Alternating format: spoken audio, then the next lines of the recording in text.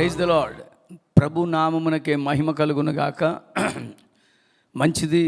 మరొకసారి దేవుని నామములో మీ అందరికీ నా శుభవందనాలు తెలియజేస్తూ దేవుని వాక్య ధ్యానంలోనికి మనం వెళదాం. దేవుడు ప్రతి ఒక్కరిపైన తన కనుదృష్టి ఉంచారు. ఆయనకి విరోధంగా పనిచేస్తున్న వారి మీద కూడా ఆయన తన ఆలోచనలు కలిగి ఉన్నారు. ఎందుకంటే ప్రియులారా, పరిశుద్ధ గ్రంథంలో ముఖ్యంగా కొత్త నిబంధనలో ఒక కీలకమైనటువంటి వ్యక్తి ఉన్నాడు. అతడు తాను విశ్వసించిన విధానంలో, అనగా తన మత విషయంలో చాలా చాదస్తంగాను ఛాందసుడుగాను ఒక రకంగా మత ఉన్మాదిగాను ఉన్న వ్యక్తి అతడు కేవలము యేసుక్రీస్తు వారినే మెస్సయ్యగా విశ్వసించి ఎందరైతే ఆయనను అనుసరించడానికి సిద్ధపడతారో వారందరి మీద భయంకరమైనటువంటి కార్యాలు చేసిన వ్యక్తి. అలాంటి వ్యక్తులను మనమైతే అసహించుకుంటాం. మనమైతే ఏదో ఒక రీతిగా వీడు పోతే బాగుండని అనుకుంటాం. కానీ దేవుడు ఉద్దేశాలు ఎంత గంభీరంగా ఉంటాయో, ఎంత అత్యున్నతంగా ఉంటాయో అతని విషయంలో దేవుడు చేసిన క్రియ.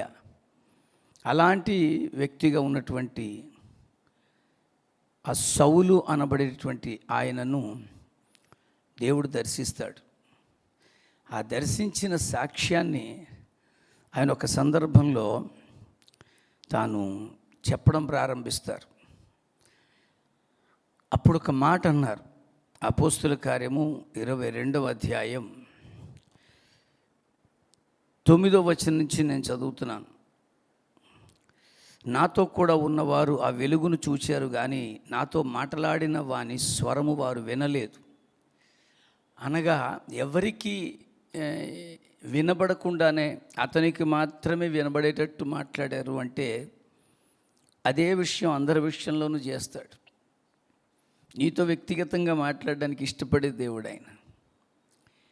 నీతోనే మాట్లాడడానికి ఆయన ఆశపడుతున్నాడు. ఆ సమయంలో ఈ సౌలు అనేటువంటి ఒక వ్యక్తి తానేదో గొప్ప భక్తి చేస్తున్నానని, తన మత విశ్వాసాలని పరిరక్షించడానికి తాడొక్కడే తెగ పాటుపడిపోతున్నానని, ఆ ధర్మాన్ని నిలబెట్టడానికి అహర్నిశలు శ్రమిస్తున్నానని, అదేదో తనకు పరమావిధి అయినట్టుగా భావించే సమయంలో దేవుడు అతన్ని దర్శించాడు. ప్రియులారా, సాధారణంగా అందరూ తృణీకరించే విషయాలు ఇవన్నీ. కానీ దేవుడు ఎంత గొప్పవాడంటే, అలాంటి వ్యక్తిని కూడా ఎంత ప్రేమించాడంటే, ఇప్పటికీ అన్యులు చాలామంది ఉన్నారు. క్రీస్తుకు వ్యతిరేకంగా ప్రవర్తించే వాళ్ళు మన చుట్టూ అనేక మంది ఉన్నారు. వారితో అంటున్నాను, వారిని బట్టి మీతో అంటున్నాను, దేవుడు వారిని కూడా ప్రేమిస్తున్నాడండి. దేవుడు లోకాన్ని ప్రేమించాడు. తనను విశ్వసించి తన మార్గాన్ని వెంబడిస్తున్న వారిని మాత్రమే ప్రేమించేవాడైతే ఆయన దేవుడు కాదు. తనకు వ్యతిరేకంగాను తనని ఇంకా విశ్వసించక తన మీద దూషణ భూషణాలు చేస్తున్న వారిని కూడా ప్రేమించగలిగేంత మనస్సు ఉంది మనం వెంబడిస్తున్నటువంటి దేవునికి. కనుక వ్యక్తిగతంగా అతనితో మాట్లాడుతున్నాడు. గొప్ప వెలుగులో దర్శించాడు.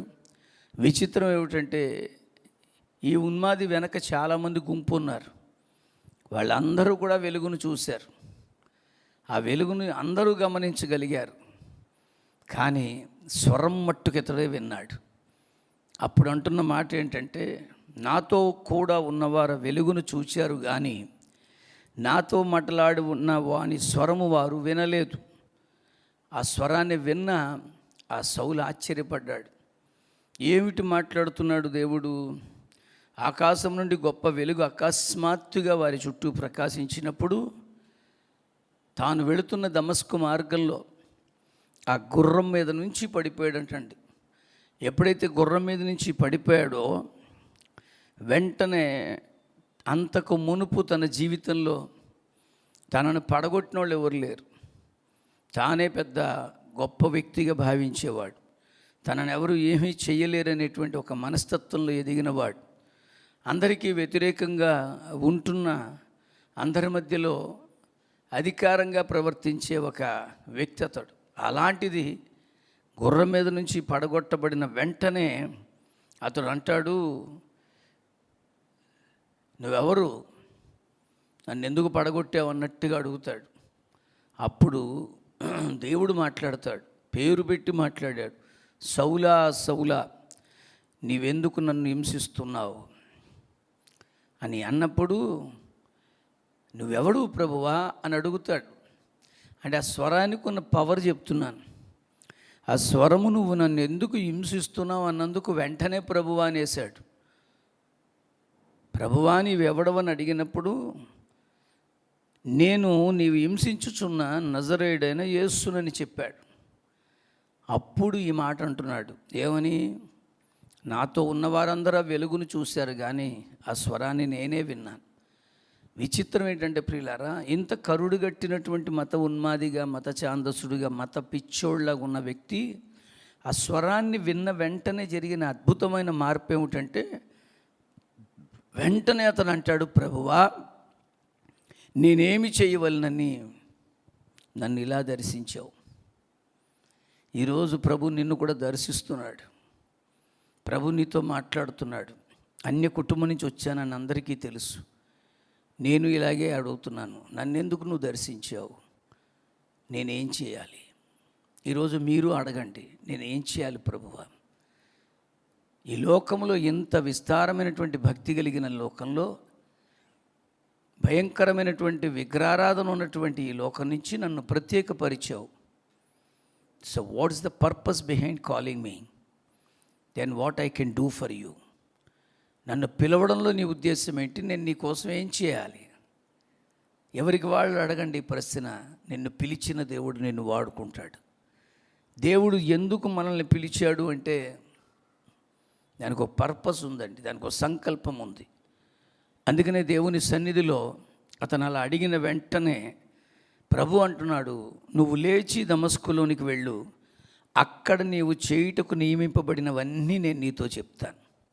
అడుగుదాం మనం కూడా, అయ్యా నేనేం చేయాలి?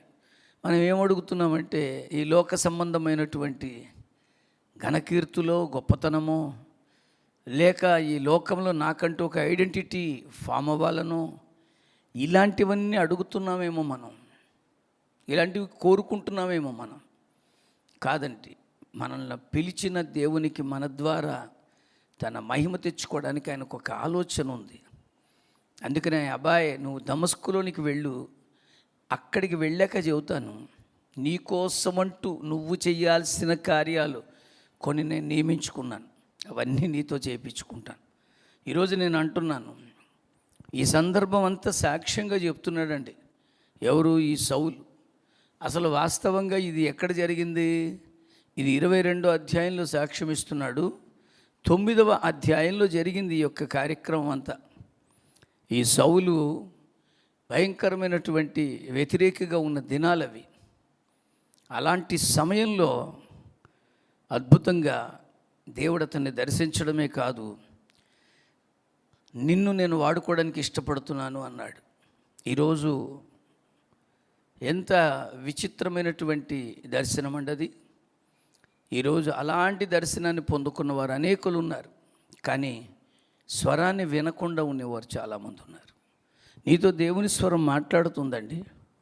వాక్యము ద్వారా నీతో దేవుడు నిరంతరం హెచ్చరిస్తున్నాడు.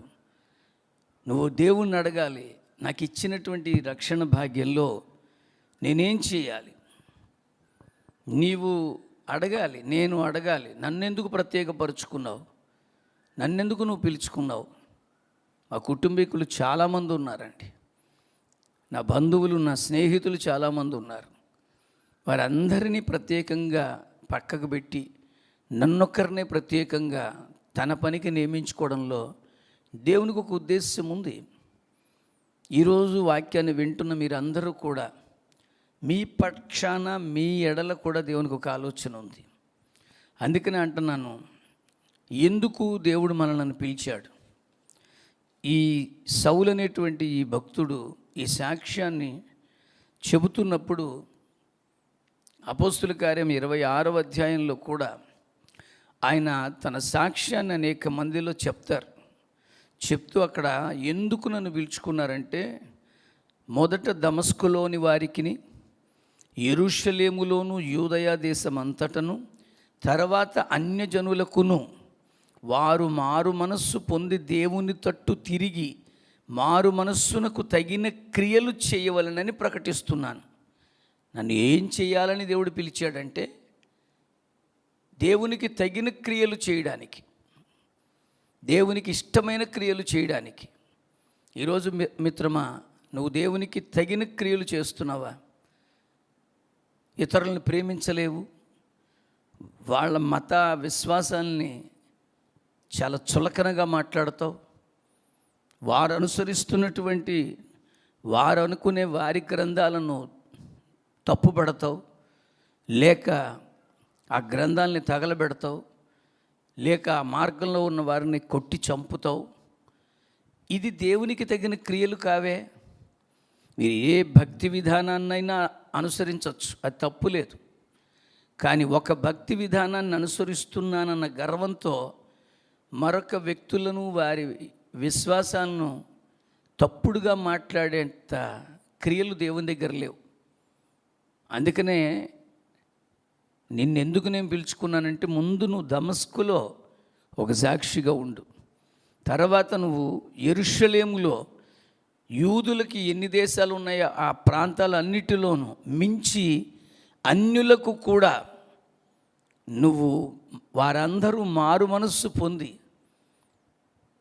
దేవుని తట్టు తిరిగే మనస్సు వారికి వచ్చునట్లుగా దేవునికి తగిన క్రియలు చెయ్యవలనని నిన్ను పిలుచుకున్నాను. నేనేం చేయాలని అడిగావు కదా సౌలా, నువ్వేం చేయాలంటే దేవునికి తగిన క్రియలు చెయ్యి. ఈరోజు మనుషులకు తగిన క్రియలు చేస్తున్నాం మనం. మనుషులు మెప్పు పొందడం కొరకు, మనుషులను వెంటేసుకు తిరగడం కొరకు, మనుషుల మధ్యలో నేను ఇంత ప్రభావితమైన వ్యక్తిని చెప్పుకోవడం కొరకు, లేక మనుషుల మధ్యలో దేవుని కంటే కూడా నిన్ను గొప్ప చేసుకోవడం కొరకు. ఎన్ని చూశానండి ఇప్పటిదాకా. అన్య విధానంలోనూ అంతే, క్రైస్తవ విధానంలోనూ అంతే. They would like to get more identity among all the people. అందరి మధ్యలో తనకంటూ ఒక ప్రత్యేకత కావాలి. ఆ ప్రత్యేకత కొరకు తను ఏమైనా చేయడానికి సిద్ధం. అలాగ చేయమని చెప్పలేదండి. ఏ గ్రంథము నాకు తెలిసి చెప్పలేదు, నా బైబిల్ అయితే అలా చెప్పలే. అదేమంటుందో తెలుసా? దేవునికి తగిన క్రియలు చేయాలని నిన్ను నన్ను పిలుచుకున్నాడు. అడుగుతున్నావు కదా నేనేం చేయాలి అని.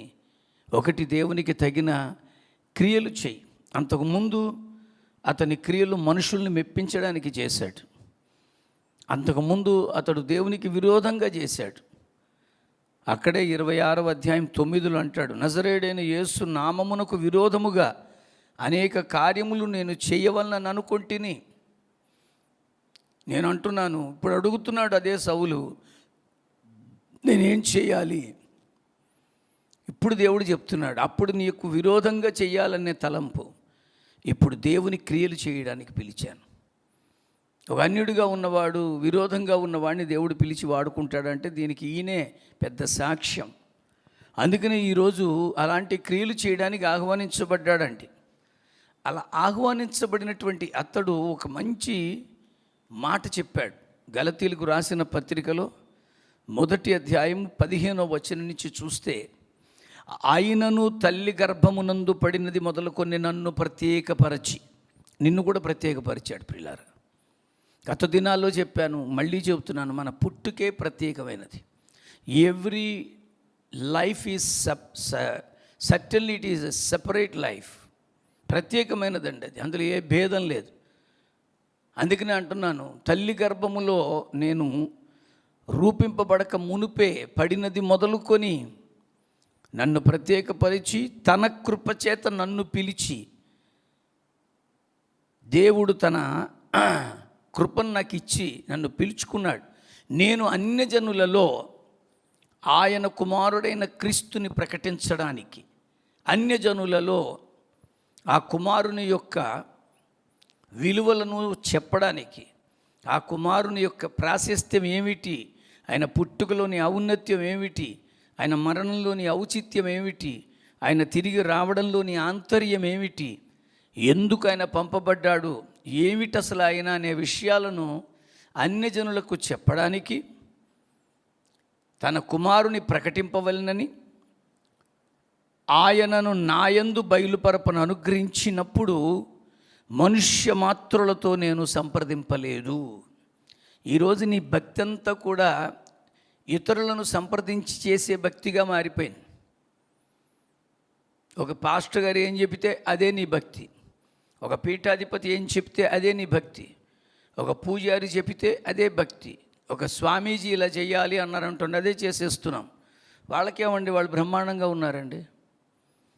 వాళ్ళు మనలాంటి వాళ్ళే, మనలో నుంచి ఏర్పాటు చేయబడిన వారే, మనలాంటి మానవ మాతృలే. వాళ్ళేమో ప్రత్యేకంగా ఊడిపడ్డ వాళ్ళేం కాదు. కానీ దేవుని యొక్క క్రియలు చేయడం మానేసి ఆ దేవుని క్రియలను లోకానికి చెప్పవలసిన వారే ఉండవలసిన స్థితిలో ఉండక తమ ఐడెంటిటీ కొరకు భక్తి చేయిస్తున్నారు. అందుకనే సౌలు అంటాడు, I never consult with any human. బైబిల్లో అంటాడు, మనుష్య మాత్రులతో అన్నప్పుడు రక్త మాంసములతో నేను సంప్రదించలేదు.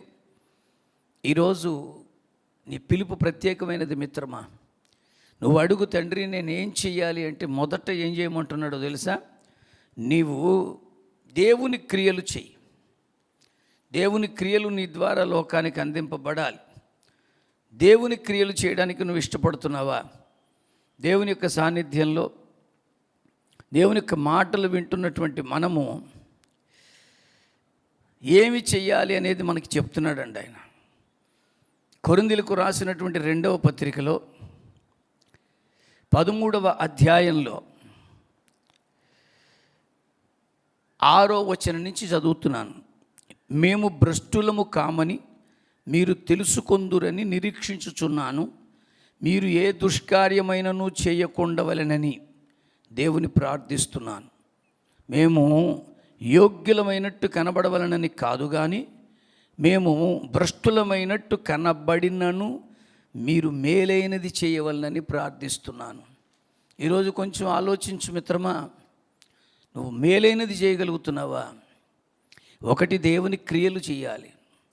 రెండోది, మేలు చెయ్యి. వాళ్ళు ఎవరైనప్పటికీ మేలు చెయ్యి, అది ఏదైనప్పటికీ మేలు చెయ్యి. అది ఒక జంతువో మనిషో పశువో ఏదైనా నీ వల్ల అయ్యే మేలేదైనా ఉంటే ఆ మేలు చెయ్యి. దేవుడు ఎందుకు నిన్ను ప్రత్యేకంగా పిలుచుకొని నేను నువ్వేం చేయాలో చెప్తాను అని అన్నాడంటే ఇందుకే. ఒకటి, మనము దేవుని క్రియలు చేయాలి. రెండవది, నీ వల్ల ఈ జీవన విధానంలో ఎంతవరకు నువ్వు మేలు చేయగలవో అంత మేలు చేయి. ఈ సబ్జెక్ట్ మీద మాట్లాడితే చాలా ఉంది. ఏమంటాడంటే, మేలు చేయడంలో నువ్వు విసిగిపోవద్దు అని ఉందండి. నీ వల్ల అయినటువంటి మేలు చేయడానికి నువ్వు సదా ప్రయత్నించు అని ఉంది. ఈ బ్రతుకందుకే ఇచ్చాడండి. అన్యుడిగా ఉండి భయంకరమైనటువంటి విగ్రహారాధనలో ఉండి భయంకరమైనటువంటి క్రీస్తు వ్యతిరేకంగా ఉన్న వ్యక్తిని పిలిచి అతడు అడుగుతున్నాడు, నేను ఏం చెయ్యాలంటే చెప్తున్న మాటలు ఏంటో తెలుసా? ఒకటి, నువ్వు దేవుని క్రియలు చేయి. రెండవది, నువ్వు మేలు చేయి. ఇతరులకి నీ ద్వారా మంచి జరుగుతుందా? నీ జీవితంలో నిన్ను బట్టి ఇతరులు సంతోషించగలుగుతున్నారా? దేవుని వాక్యాన్ని ధ్యానిస్తున్నాం గనుక నేను అంటున్నాను ప్రియులారా, పేతురు అనేటువంటి ఒక భక్తుని దేవుడు పిలుచుకున్నప్పుడు ఆయన వ్రాసినటువంటి మొదటి పత్రికలో 3వ అధ్యాయములో 11వ వచనంలో ఒక మంచి మాట అన్నాడు. ఏమని? జీవమును, 10వ వచనం చదువుతున్నాను. జీవమును ప్రేమించి మంచి దినములు చూడగోరువాడు. నీకు బ్రతుకును ముందు ప్రేమించు. నా దిక్కుమాలిన బ్రతుకు, నా జీవితం ఇంతే, నాకంటూ ఒక సాఫల్యం లేదు, నాకంటూ ఒక మంచి జరగదు, నాకంటూ ఒక శ్రేష్టమైన స్థితి లేదు అని అనుకోక మిత్రమా. జీవాన్ని నువ్వు ప్రేమించు, మంచి దినములు చూడవు. ఆయన ఎంత బాగా అన్నాడంటే, ప్రతిరోజు నాకు మంచి జరగాలని కోరుకో. మంచి దినములు చూడగోరువాడు చెడ్డదానిని పలకకుండా తన నాలుకను, కపటపు మాటలు చెప్పకుండా తన పెదవులను కాచుకోవాలి. అంత మాత్రమే కాదు, అతడు కీడు నుండి తొలగి మేలు చేయవలెను. సమాధానము వెదకి దానిని వెంటాడాలి. ఇందుకు దేవుడు నిన్ను నన్ను పిలుచుకున్నాడు. ఈరోజు దేవుని క్రియలు చేయగలుగుతున్నావా? నీ వల్ల సమాజానికి, నీ కుటుంబానికి, నువ్వు పనిచేస్తున్నటువంటి ఆ సంస్థకి నువ్వు ఏ పనైనా చెయ్యి, నీ వల్ల మేలు జరుగుతుందా? నీ వల్ల జరగాల్సిన మేలు నువ్వు అందించగలుగుతున్నావా? అందుకు దేవుడు నిన్ను నన్ను పిలుచుకున్నాడు. మేలు చెయ్యాలి అనేది ఇక్కడ దేవుని యొక్క ఆలోచన, దేవుని యొక్క తలంప లాంటిది. ఈరోజు నువ్వు మేలుకరమైనటువంటి స్థితిలో ఉన్నావా మిత్రమా? అడుగుతున్నాడు Saul, what I'm supposed to do for you Lord, నేను నీ కొరకు ఏం చేయాలి? తెస్సలోనిక సంఘమునకు రాస్తూ పౌలు 2వ పత్రిక 1వ అధ్యాయంలో 12వ వచనంలో అంటాడు, క్రీస్తు యొక్కయు కృప చొప్పున మీ యందు మన ప్రభువైన యేసు నామమును ఆయన యందు మీరును మహిమ పొందునట్లు మేలు చేయవలనని మీలో కలుగు ప్రతి ఆలోచనను, మేలు చేయడానికి ప్రయత్నించండి. ఒక ఆయన అంటాడు, నువ్వు మేలు చేసినా చేయకపోయినా పర్వాలేదు కానీ కీడు మట్టుకు చేయకయ్యా అన్నాడు. నేనంటున్నాను, సరే దాన్ని ప్రక్కన పెడదాం. అసలు కీడు చేయడం, కీడు ఆలోచనలు మనకొద్దు, మేలు చేద్దాం. నా వల్ల ఇది అవుతుందే చెయ్యి. నేను ఆయాస పెట్టట్లేదు దేవుడు, ఈ మేలు చేయగలను అనుకుంటే చెయ్యి. ఆయన అంటాడు, మీ ప్రతి ఆలోచనను విశ్వాసయుక్తమైన ప్రతి కార్యమును బలముతో సంపూర్ణతతో చేయుచు మన దేవుడైన తన పిలుపునకు మిమ్మును యోగ్యులుగా ఎంచున్నట్లు మీ కొరకు నేను ప్రార్థిస్తున్నాను అన్నాడు. నిన్ను నన్ను పిలుచుకున్నాడంటే, ఆ సౌల్ని పిలుచుకున్నాడండి. అతన్ని రోజు గొప్ప వ్యక్తిగా, మీకు విషయం చెప్పానండి, 27 పుస్తకాలు ఉన్నటువంటి ఒక క్రొత్త నిబంధనలో దానికి సగం పైగా రాసింది ఆయనే. 14 పుస్తకాల విరచితుడు ఎవరు అనుకుంటున్నారు? ఈ వ్యక్తి, ఈ అపోస్తుడైన పౌలే. కానీ నువ్వు అడుగు, తండ్రి నేను నీకేం చెయ్యాలి?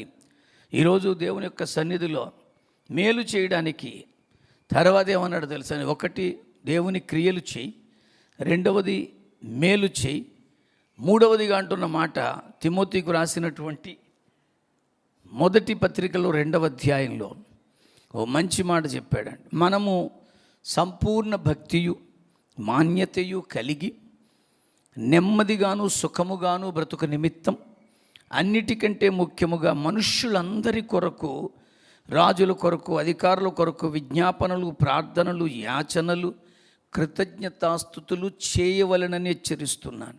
ఏం చేయాలి? అందరి కొరకు ప్రార్థించండి, అన్యులుగా ఉన్న వారి కొరకు ప్రార్థించండి, మన పైన అధికారుల కొరకు ప్రార్థించండి.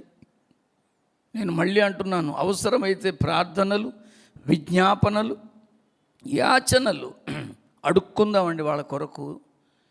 అవసరమైతే కృతజ్ఞత చెల్లించండి. దేవా, ఆ వ్యక్తిని నువ్వు కాపాడావు, ఆ వ్యక్తికి కూడా నువ్వు రక్షణ ఇచ్చావు, ఆ వ్యక్తి కూడా ఈరోజు నీలో ఉన్నారని వాళ్ళ పక్షంగా దేవుడికి నువ్వు థ్యాంక్స్ చెప్పు. ఏం చెయ్యాలో సౌల్ని పిలిచినప్పుడు మేడలు సంపాదించుకో, కార్లు, హోదాలు, పేరు ప్రఖ్యాతులు ఇవన్నీ చేసుకోమని, ఇవన్నీ చేయాలని దేవుడు చెప్పలే. ఆయన చెప్పింది 1 దేవుని క్రియలు చేయి, 2 నీ వల్ల అయితే మేలు చేయి, నీ వల్ల అయినంత మేలు చేయి, 3వదిగా కృతజ్ఞతలు చెల్లించు, విజ్ఞాపనలు చేయి, ప్రార్థనలు చేయి, యాచించు దేవుని దగ్గర. అయ్యా నశించిపోతున్నారయ్యా అని దేవుని దగ్గర అడుగుదాం. అంత మాత్రమే కాదు, దేవుని యొక్క సన్నిధిలో ఆయన చేసాడు కనుకే మనల్ని చేయమంటున్నాడండి. యోహాను సువార్తలో 13వ అధ్యాయంలో 15వ వచనాన్ని మనం చూస్తే, నేను చేశాను గనుకే నేను మిమ్మల్ని చేయమని చెబుతున్నాను. ఆ 15వ వచనాన్ని అంటున్నాను, నేను మీకు చేసిన ప్రకారము మీరును చేయవలనని మీకు మాదిరిగా ఇలాగ చేశాను. అంటే ఆయన అన్నీ చేశారు. ఆయన భూమి మీద మనిషి అవతారంలో ఉన్నంతసేపు తనను తాను గొప్పవానిగా దేవుడిగా ప్రకటించుకోలే. తన ఆయన ఆస్తులు సంపాదించుకోలేదు, మంది మార్బలాన్ని పెట్టుకొని తిరగలే, ఉండడానికి ఒక ఇల్లే లేదండి ఆయనకి, తినడానికి తిండే సరిగ్గా ఉండేది కాదండి. కానీ దేవుని యొక్క పనులు చేయడానికి నేను వచ్చానని గ్రహించుకున్నాడు.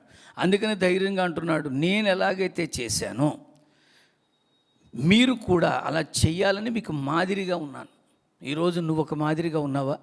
ఆ యేసు ఎలా మాదిరిగా ఉన్నాడో ఈ సౌలు అలా మాదిరిగా మారాడు. అందుకే ధైర్యంగా సౌలు అంటాడు, నేను ప్రభువును ఎలా ఎలా అయితే చేశాడో నేను ప్రభువుని పోలి నడుచుకున్నట్లుగా మీరు నన్ను పోలి నడుచుకోండి అని సౌలు చెప్పినంత ధైర్యంగా మనం చెప్దాం. లోకానికి మన సాక్ష్యాన్ని అందిద్దాం. ఇలాగ నేను ఉండగలుగుతున్నాను అని నువ్వు నేను చెప్పడానికి ఇష్టపడదాం. దేవుడు మిమ్మల్ని వాడుకొనుగాక. మీ పిలుపుని అర్థం చేసుకోండి. ఆయన ఏం చేయమంటున్నాడో అది చేయడానికి సిద్ధపడండి. మీకు మంచి జీవనాన్ని దేవుడు అనుగ్రహించునుగాక.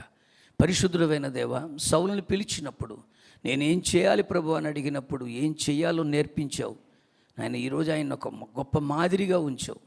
అలాంటి మాదిరికర జీవితాన్ని మాకును ప్రసాదించమని, నీకు ఇష్టమైన క్రియలు చేస్తూ, నీ కొరకు మేలుకరమైన కార్యాలు చేస్తూ, అందరి కొరకు ప్రార్థన, విజ్ఞాపన, యాచనలు, కృతజ్ఞతాస్తుతులు చేయాలని మాకు నేర్పినందుకు వందనాలు. అలాగే మమ్మల్ని అందరినీ మీరు జ్ఞాపకం చేసుకుని వాడుకోమని నీ ప్రియ కుమారుడి పేరిట ప్రార్థించి పొందుకుంటున్నాం పరమ తండ్రి. ఆమెన్. తండ్రి, కుమార, పరిశుద్ధాత్మ త్రియేక దేవుని సహాయ సంకల్పాలు ఆయన చెప్పిన రీతిగా చేయడానికి అడుగులు వేసే ప్రతి ఒక్కరికి తోడే ఉండి నడిపించునుగాక. God bless you. Praise the lord.